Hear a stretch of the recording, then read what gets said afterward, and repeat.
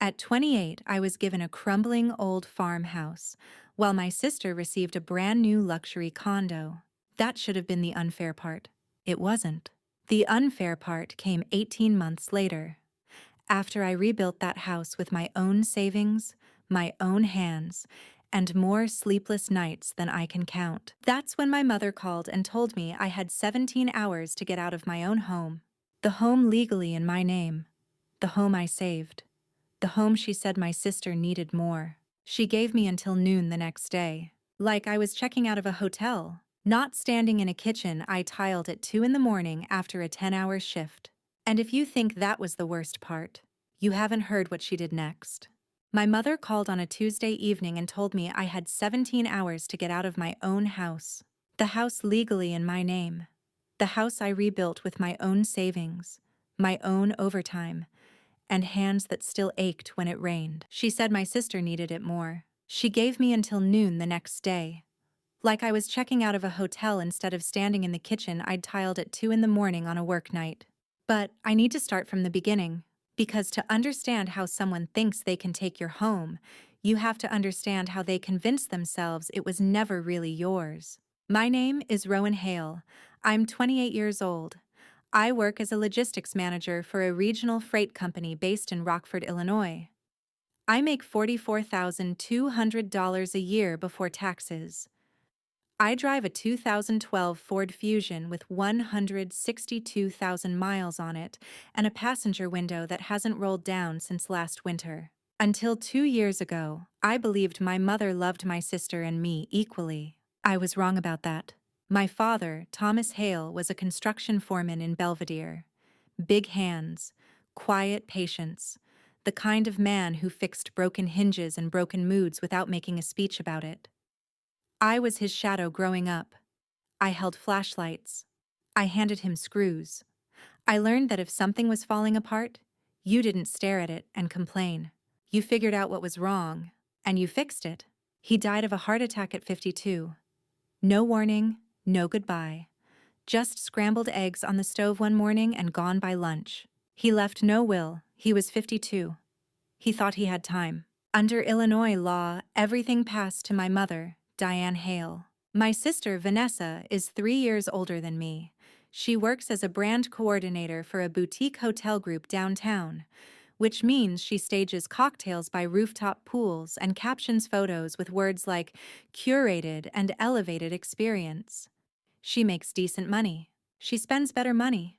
Vanessa was always closer to Mom. They talked daily. Mom worried about her, managed her paperwork, helped with lease renewals, helped with car insurance. Vanessa called it closeness. I called it dependence. I handled things on my own. I didn't ask for help with taxes, or flat tires, or anything else. Mom mistook that independence for distance. 2 years ago, Mom sold our childhood home in Belvedere. She told us she got $201,000 for it. She said most of it went toward setting things up properly. On my 28th birthday, she invited us to dinner.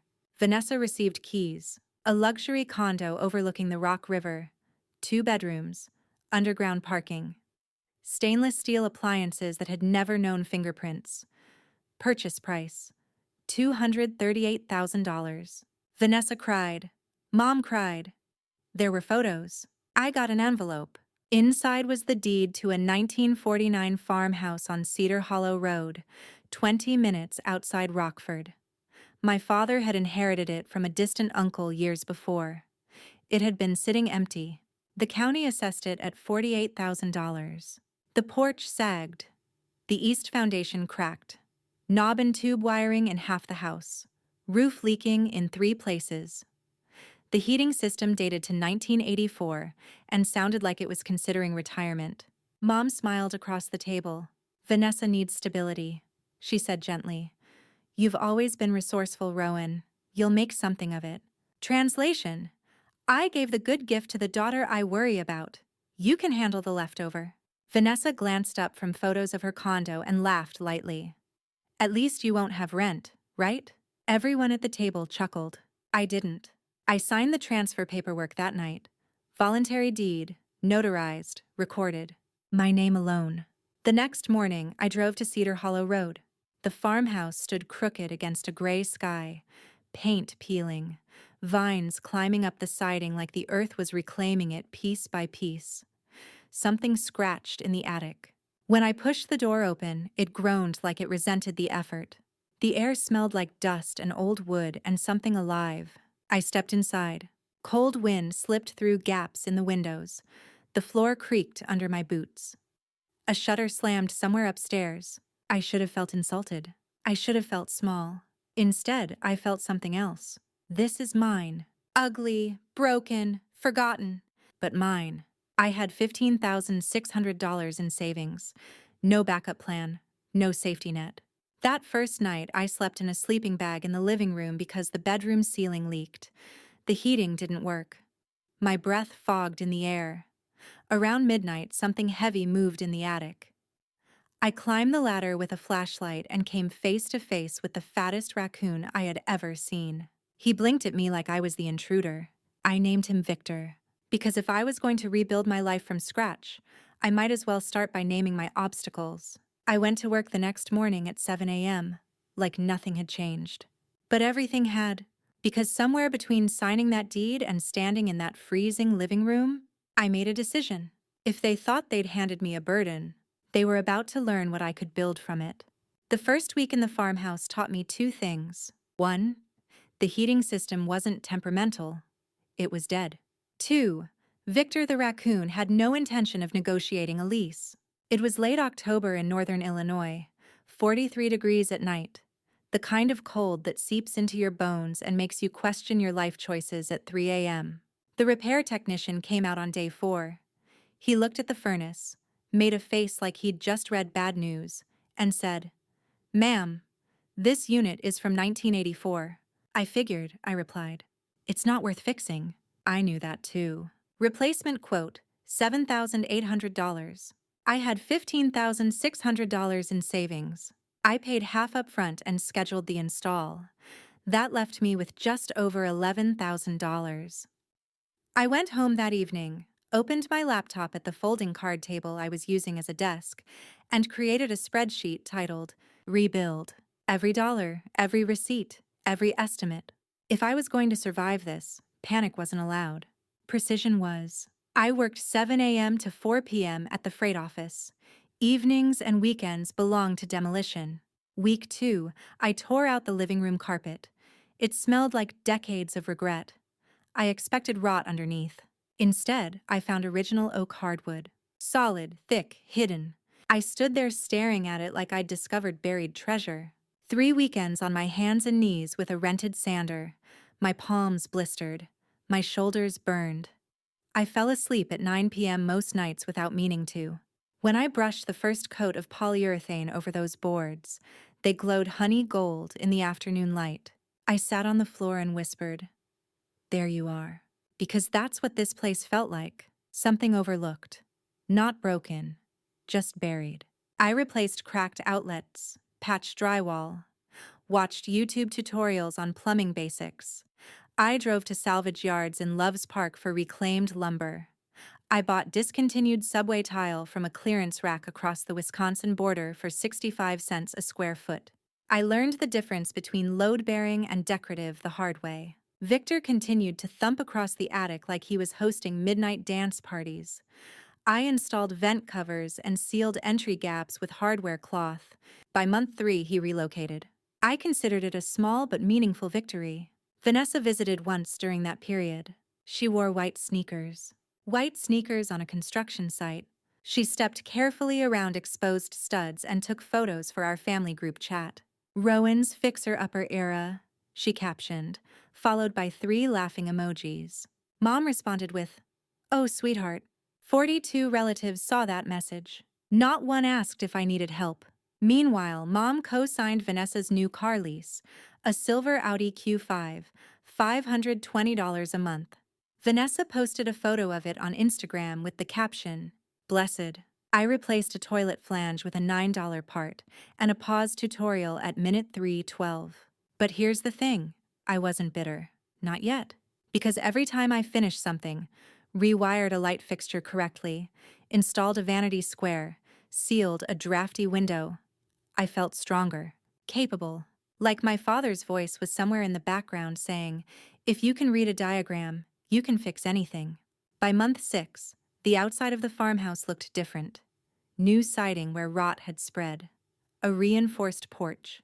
Fresh charcoal gray paint against white trim. Neighbors slowed their cars when they passed. I planted raised beds out back. Tomatoes, basil, rosemary, marigolds to keep pests away. Dad's old trick. I still lived frugally. Rice and beans most nights. No new clothes. Overtime whenever it was available. Total renovation spending at month 12, $49,700. I took out a $22,000 personal loan to finish the roof and update the breaker panel. The interest rate wasn't pretty, but neither was quitting. The reassessment notice arrived at month 18. New county value, $312,000. Comparable homes nearby were selling between $305,000 and $330,000. I read the number twice. Then I sat down on the porch steps I had rebuilt with my own hands and let out a breath that felt like it had been trapped for 2 years. For the first time in my life, something no one could dismiss had my name on it. Not a participation trophy, not leftover. Proof. And if you've ever turned something everyone underestimated into something undeniable, you know exactly what that feels like.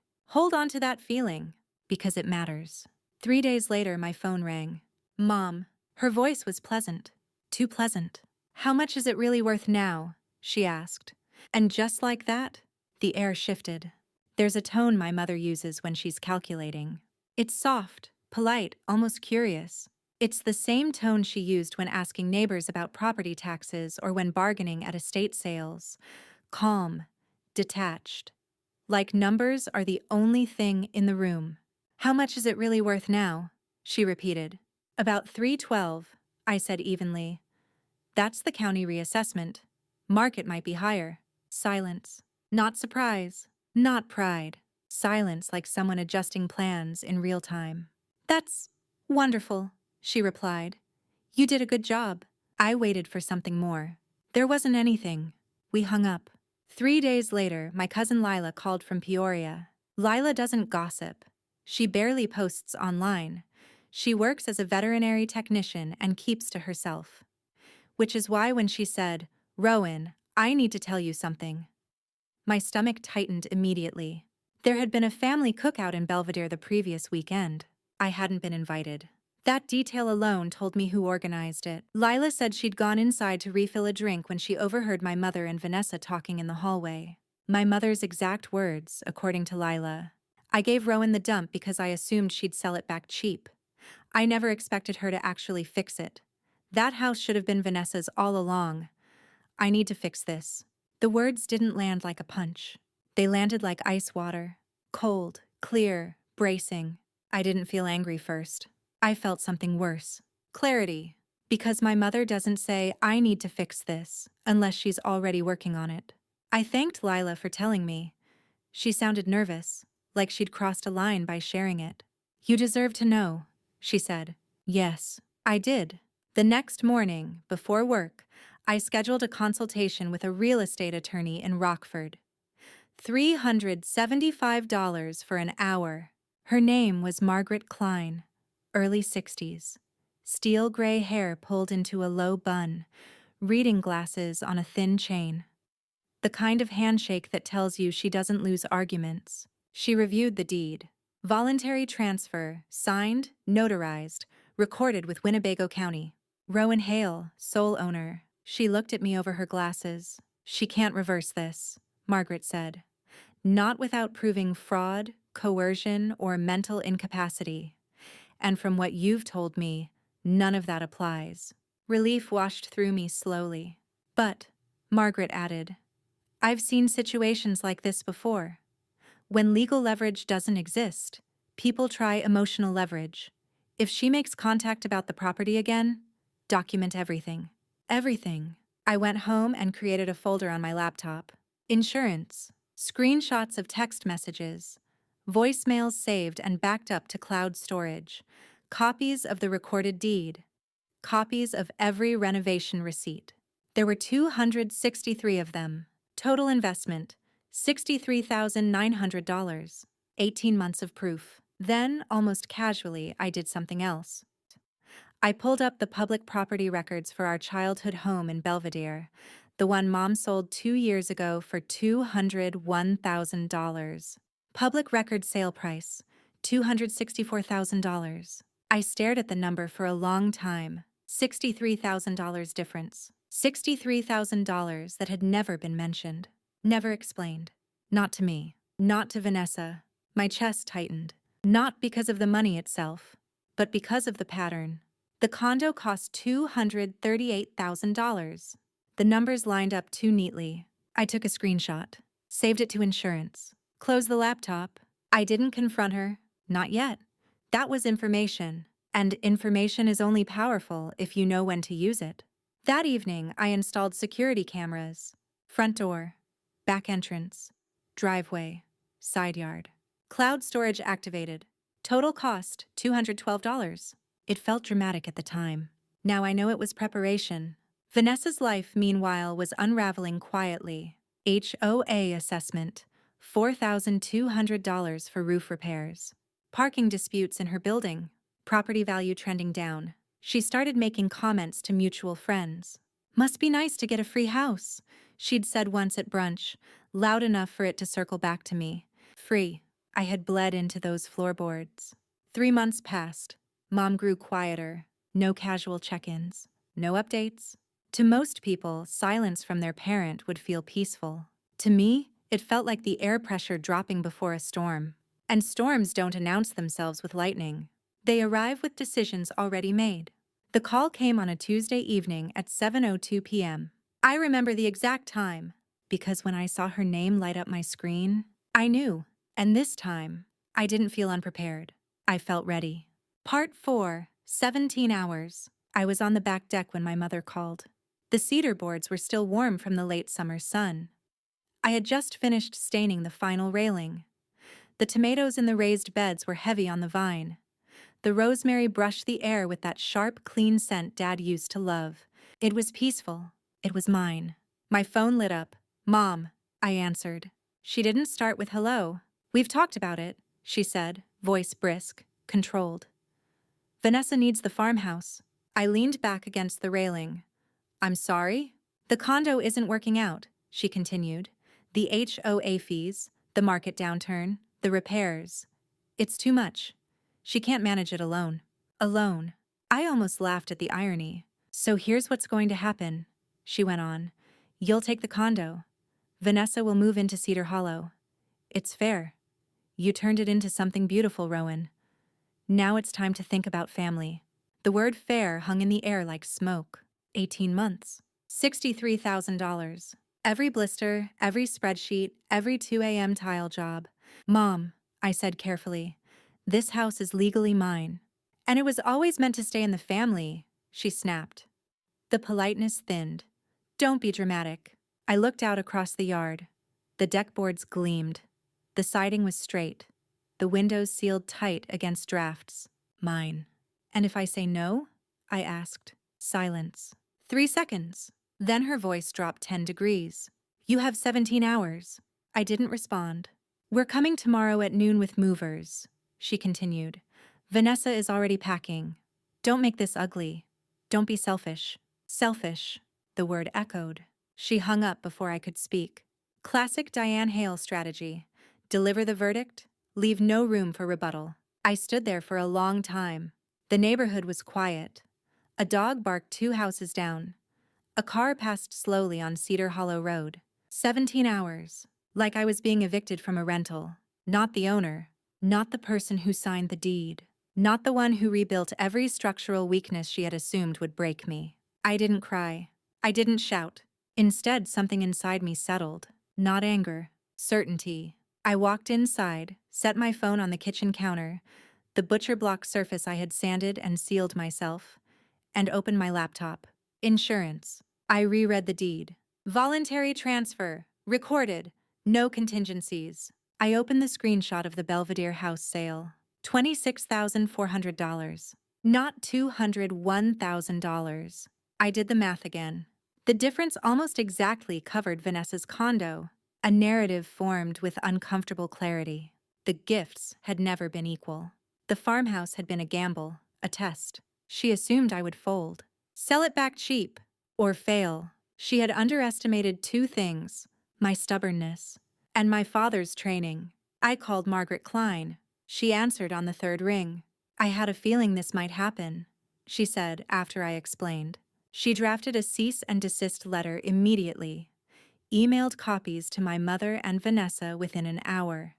Clear language, no emotion. Unauthorized entry constitutes trespassing. Attempted removal of property constitutes theft. Security cameras active. Law enforcement notified. Her evening fee, $250. Best money I'd ever spent. Next, I called the Winnebago County Sheriff's non-emergency line. I explained calmly, documented the situation, requested a case reference number in case escalation occurred. Then I texted my next-door neighbor, Daniel Mercer. Daniel is 72, retired electrician, built like a fire hydrant and twice as steady. He'd helped me redo the breaker panel during month 10 and never once made me feel inexperienced. "Mom and Vanessa are coming tomorrow with movers," I texted, trying to take the house. 2 minutes later, he replied, "I'll be on my porch." 4 words, steadier than any reassurance. I checked the cameras, all online, cloud storage active. I packed a small bag, laptop, charger, flash drive with the insurance folder. I would not be inside the house when they arrived. I wouldn't give my mother the confrontation she wanted. No shouting match on the lawn.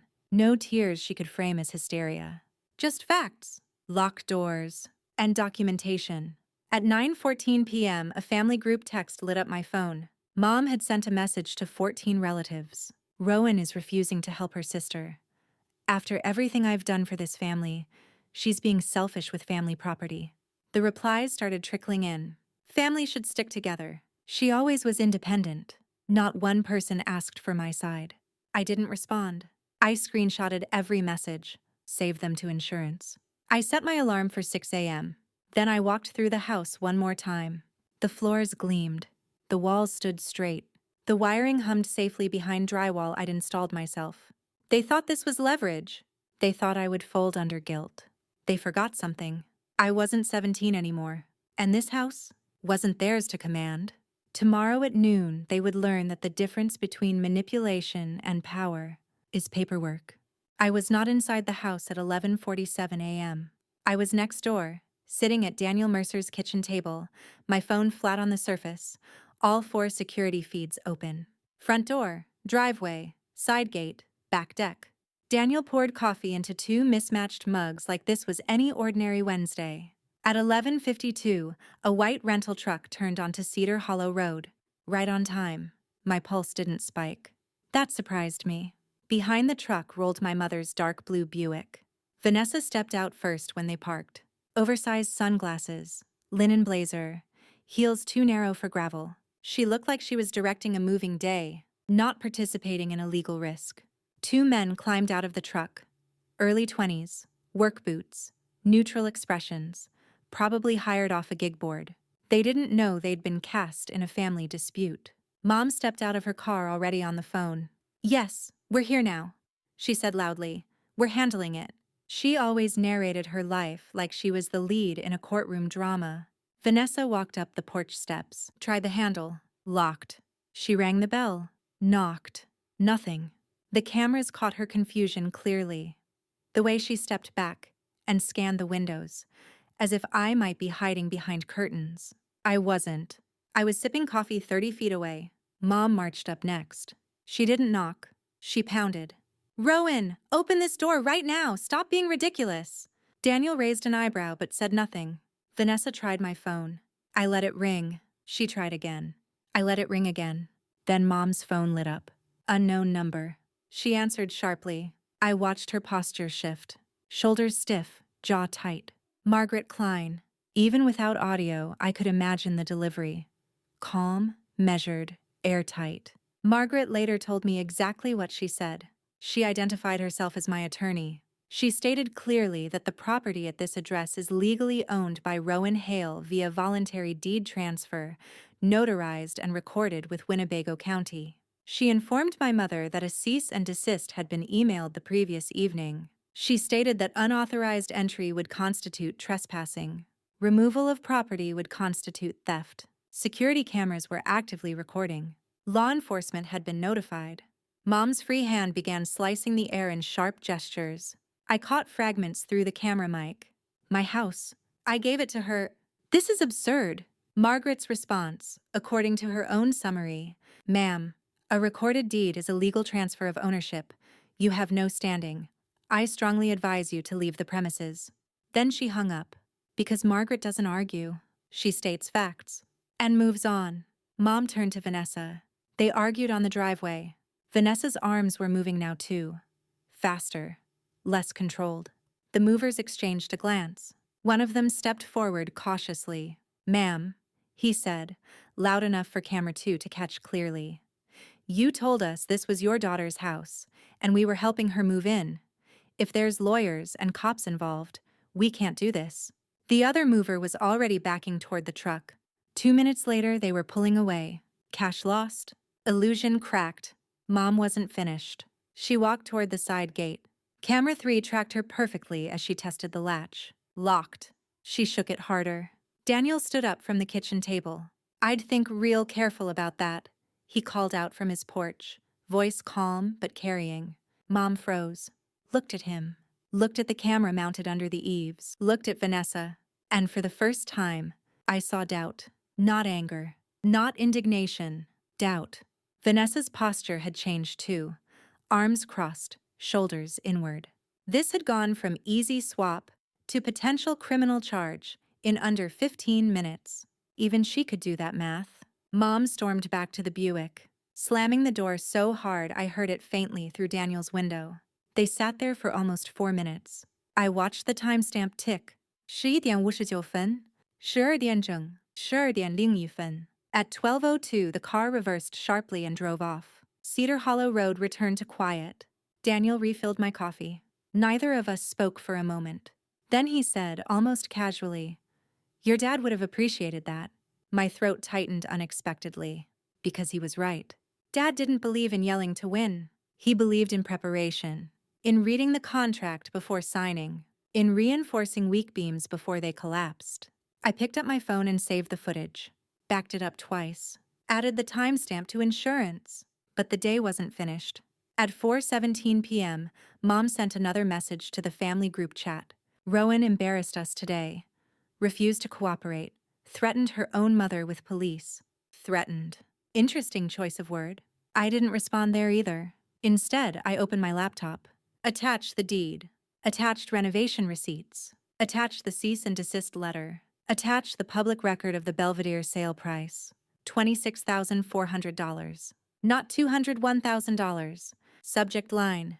The facts. No emotional language. No accusations. Just documentation. I hit send to 14 relatives. Then I closed the laptop. Because sometimes the loudest response is evidence. And sometimes the only way to end a narrative built on manipulation is to expose the numbers behind it. The email detonated quietly. No screaming. No dramatic phone calls at first.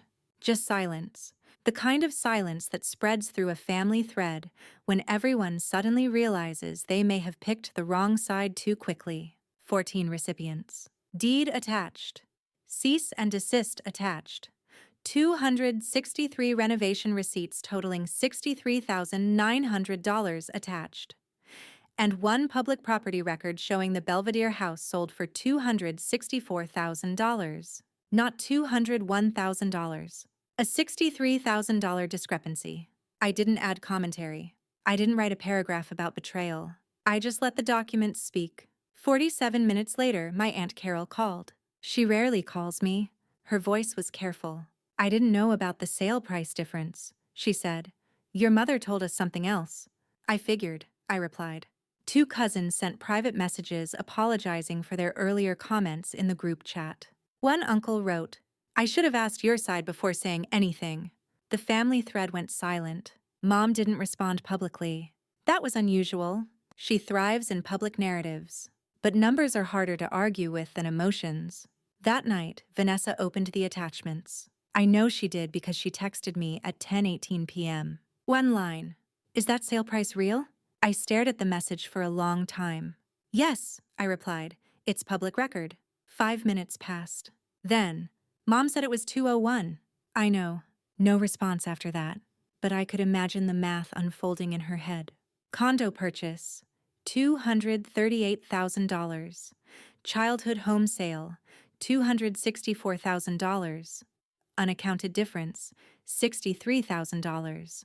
My renovation cost, $63,900. The symmetry wasn't subtle. 2 days later, Lila called again. Vanessa had confronted Mom. Did the house really sell for $264,000? She'd asked. According to Lila, there had been a long pause. Then Mom said, "You don't understand how expensive it is to support this family." That wasn't a denial. It was an admission disguised as justification. Vanessa hung up. Her condo wasn't doing well either. HOA special assessment increased to $5,100. Market value down to around $215,000. Loan balance still near purchase price. She was, technically, underwater. The stability Mom had claimed she needed was bleeding money. 3 days after the confrontation on Cedar Hollow Road, Vanessa listed the condo.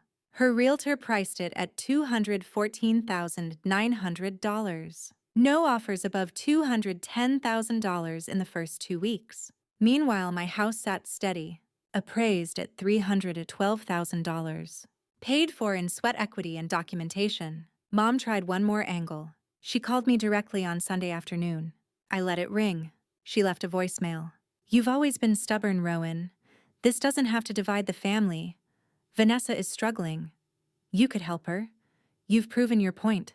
Proven my point. As if this had been about pride. As if I had rebuilt a house for the sake of proving something. I saved the voicemail, uploaded it to insurance, and didn't respond. Because here's the thing about manipulation. It only works if you engage with it. I chose not to. Instead, I focused on small, steady routines. Watering the garden, reviewing freight schedules at work, meeting with Margaret once more to confirm there were no further legal vulnerabilities. "There aren't," she assured me. "You handled this correctly." Correctly. Not dramatically, not emotionally. Correctly. Vanessa moved out of the condo 3 weeks later. She couldn't sell it at her price. The HOA issues scared buyers. She terminated the Audi lease early, paid penalties, moved into a friend's spare bedroom in Belvedere. Full circle. Mom, meanwhile, stopped calling, stopped texting. Silence again. But this time, it didn't feel like pressure building. It felt like retreat. And if you've ever watched someone who relied on control realize it no longer works, you know the quiet that follows isn't peace. It's recalculation. And if you're still here, watching this unfold, you already understand something important. This was never about real estate. It was about leverage, about who was expected to fold. And for the first time in my life, it wasn't me. The first time I drove past Vanessa's condo after she moved out, the lights were off. The unit that had once been staged with velvet pillows and curated coffee table books now looked hollow through the glass balcony doors. A for sale sign stood near the entrance, slightly crooked, like even it had lost confidence. She had listed it at $214,900. After 4 weeks, it dropped to $205,000. After 6 weeks, still no serious offers. HOA disclosures mentioned pending structural repairs. Buyers hesitated. Appraisers adjusted downward. Stability, it turned out, depreciates quickly when it's built on debt. Vanessa called me one evening. Not angry. Not defensive. Just tired.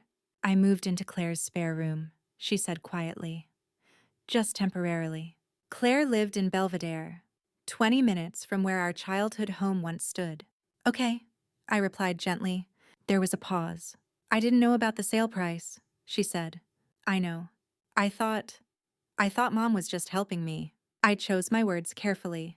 "She was helping you, just not transparently." Silence again. We weren't ready to be close. But we weren't at war either. That mattered. Meanwhile, Mom's position weakened in ways she hadn't predicted. Relatives who once echoed her tone began keeping distance. Aunt Carol stopped responding to her daily updates. One uncle declined a holiday invitation. Nothing dramatic, just subtle withdrawals. Truth doesn't explode families overnight. It erodes illusions, and illusions had been Mom's primary currency. 2 weeks later, I received a letter, certified mail. Return address, Diane Hale. I didn't open it immediately. I set it on the kitchen counter, the same counter I built from reclaimed maple, and stared at it for a full minute. Then I slid it open carefully. Inside was a short typed note.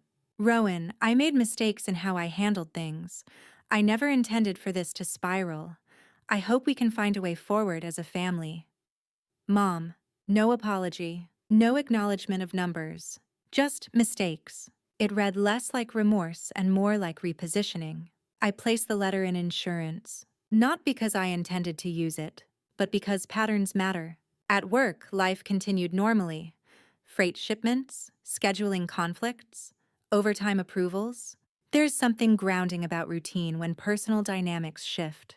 Daniel noticed the envelope in my hand when I stepped outside later that evening. Peace offering?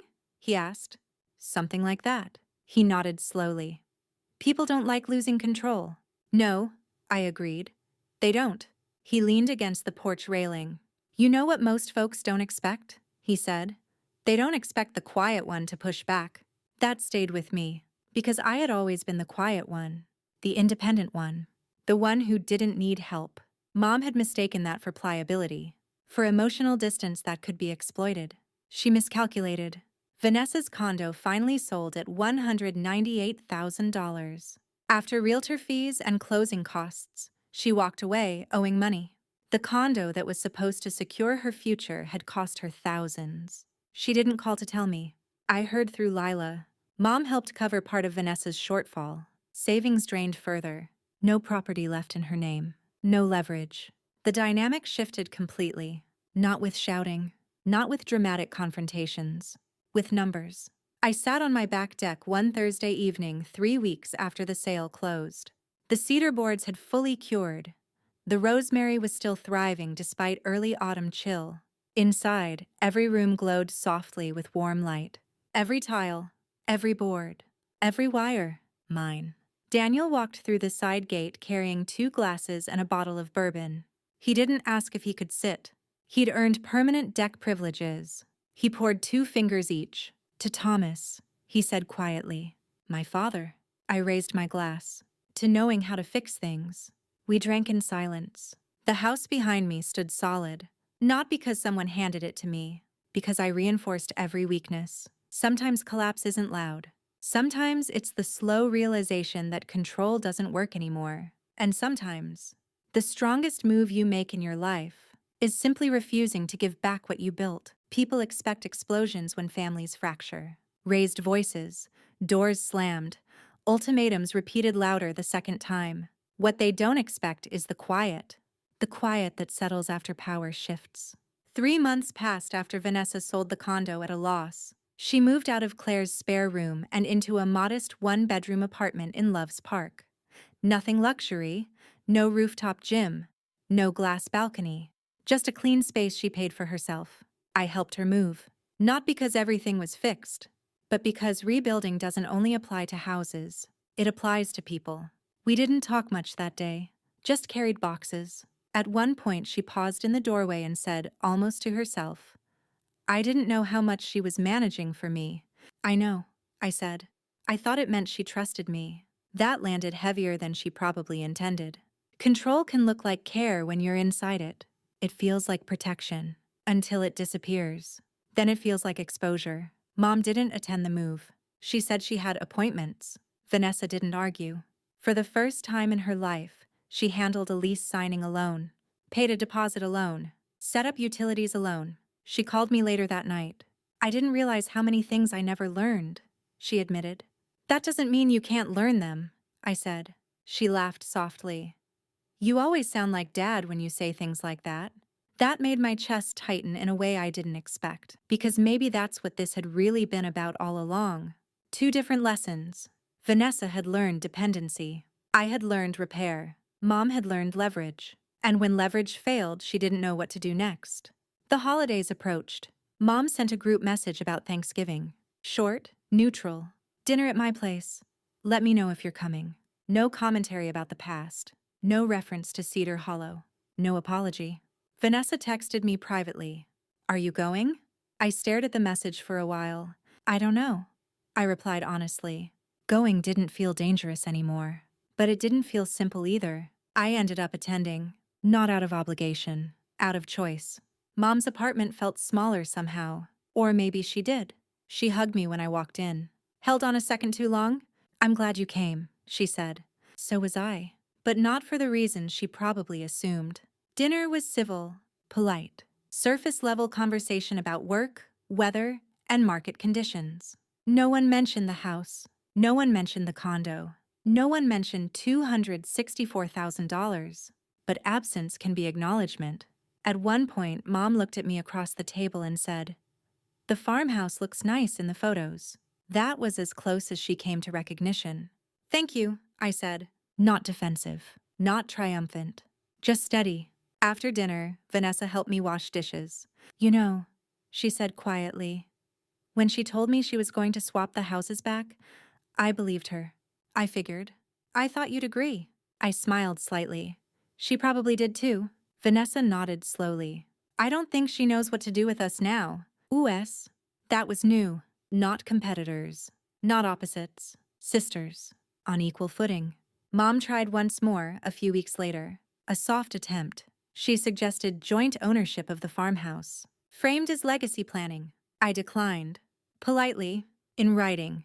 Margaret approved the wording before I sent it. Documentation is a habit now. Mom didn't push further. Because she knew she couldn't. Cedar Hollow Road felt different that winter. Not because the house changed, but because I did. I wasn't waiting for the next storm. I wasn't bracing for another ultimatum. I had reinforced the structure. Legally, emotionally, financially. Some nights, I sit on the back deck and think about that first evening when she gave me 17 hours. I try to remember the version of me who would have folded. Who would have said, okay, if it helps. She feels distant now. Like a blueprint I outgrew. The farmhouse stands solid against snow and wind. Every board aligned. Every weakness addressed. And the most unexpected thing about all of this? I don't feel victorious. I feel calm. Because sometimes winning isn't loud. Sometimes it's simply this. You keep what you built. And no one ever gives you a deadline again. Part 9. What Remains. Winter settled over Cedar Hollow without drama. Snow along the fence line. Frost across the porch railing I had rebuilt board by board. The farmhouse held its warmth now. New insulation, sealed windows, a furnace that hummed instead of rattled.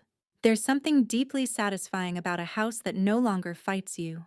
It feels earned. Vanessa started calling more often. Not about Mom.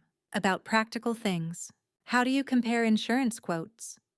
What's the difference between fixed and variable utilities? How do you know if a contractor is overcharging? Questions I used to answer alone. Now I answered them for her. Not because I had to, because she asked. There's a difference. One Saturday afternoon, she came over with takeout and sat at my kitchen island, running numbers on her laptop. I've never actually budgeted before, she admitted. I just assumed things would work out. I didn't judge her. Assumptions are inherited sometimes. Start with what's real, I said. Income, fixed expenses, then adjust. She nodded, typing slowly. You really like spreadsheets, don't you? They don't lie, I replied. She smiled faintly. That's new for me. We didn't say Mom's name. We didn't have to. The gap between what we'd been told and what was true had reshaped everything. Mom, for her part, grew quieter still. She stopped offering unsolicited advice. Stopped proposing family plans. Her texts became simple. How's work? Stay warm.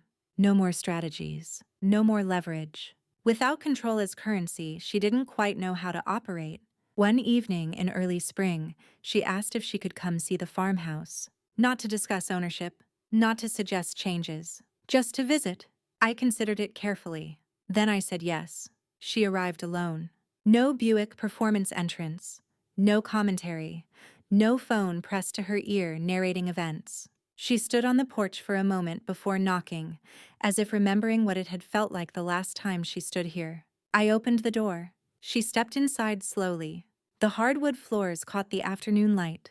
The kitchen glowed warm, the reclaimed maple counters smooth and clean. "You did all this," she said quietly. "Yes." She walked through the rooms without touching anything, like she was in a museum. "I underestimated you," she said finally. It wasn't an apology, but it was honest. "I know," I replied. She nodded. We sat at the kitchen table. There were long stretches of silence. Not hostile, just unfamiliar. "I thought I was helping Vanessa," she said eventually. "You were," I answered. "Just not teaching her." That seemed to land. She didn't argue, didn't deflect, just absorbed it. "I didn't expect you to say no," she admitted. "I didn't either," I said. That made her look up sharply. And for the first time in years, I saw something unguarded in her expression. Recognition. That this wasn't rebellion. It was growth. She left after an hour. No dramatic exit. No tears. Just a quiet drive safe in reverse. That night, I sat on the back deck with a mug of tea and thought about control. How easily it disguises itself as care. How often it passes down as tradition. And how disruptive it is when someone decides to step outside it. The farmhouse wasn't just a structure anymore. It was proof. Proof that being the resourceful one doesn't mean being the disposable one. Proof that independence isn't emotional distance. Proof that documentation can dismantle manipulation. Vanessa texted later that week. She told me she visited. "Yeah." She sounded different. Maybe she is. Vanessa paused before replying. "Do you think we'll ever be normal?" I thought about that. Normal might not exist anymore, but something better might. "Maybe we'll just be honest," I wrote back. She sent a simple heart emoji. That spring, I refinanced the personal loan at a lower rate. Property value held steady above $310,000. Debt shrinking month by month. The house no longer felt like a battleground. It felt like a foundation. Sometimes I walk through each room slowly, remembering the cracks that used to be there. The sagging beams, the exposed wires, the drafts. You can't see them anymore. But I remember, and remembering matters. Because when someone once told you that you had 17 hours to leave, and you stayed, you don't forget what that required. You don't forget who you had to become, and you don't ever go back to being underestimated again. It's been almost a year since the day my mother gave me 17 hours to leave my own home. 17 hours. I remember how it sounded when she said it. Calm. Final. Like she was adjusting a dinner reservation instead of attempting to reclaim a house legally transferred into my name. Back then, the number felt like pressure. Now, it feels like a turning point. Spring returned to Cedar Hollow Road slowly. The maple tree near the porch budded first. The rosemary survived the frost. The deck boards lightened slightly under sun and time. The farmhouse no longer felt like something I had to defend. It felt like something I had built. That difference matters. Vanessa's apartment in Loves Park stabilized. She found a new role with a smaller hospitality group. Less glamorous, more structured. She started saving deliberately. No luxury lease, no image-based spending. We talk regularly now, not about drama, about life, about bills, about how to compare contractor bids without being intimidated. Last week she laughed and said, "I think I finally understand what equity means." I smiled. "Good," I said, "because no one can hand you that part." Mom has adjusted too, not transformed, not dramatically redeemed. Adjusted. She doesn't suggest property swaps anymore. She doesn't hint at legacy transfers or shared ownership. The last time she visited, she brought lemon bars and asked if I needed help planting tomatoes. She didn't touch the deed conversation. She didn't reference the confrontation. She simply asked, "What are you working on next?" That might be the closest we'll ever come to acknowledgement. And strangely, it's enough, because I didn't rebuild this house to win. I rebuilt it because it was mine. There's a difference. I refinanced the remaining renovation loan at a lower interest rate this year. Monthly payments are manageable. The property value remains steady above $315,000. For the first time in my life, I feel financially grounded, not dependent, not waiting, grounded. Sometimes, late in the evening, I sit on the back deck alone. I think about the version of me who would have said yes, Who would have convinced herself that family harmony was worth sacrificing what she built? That version wasn't weak. She was conditioned. Conditioned to believe independence meant compliance. Conditioned to equate silence with strength.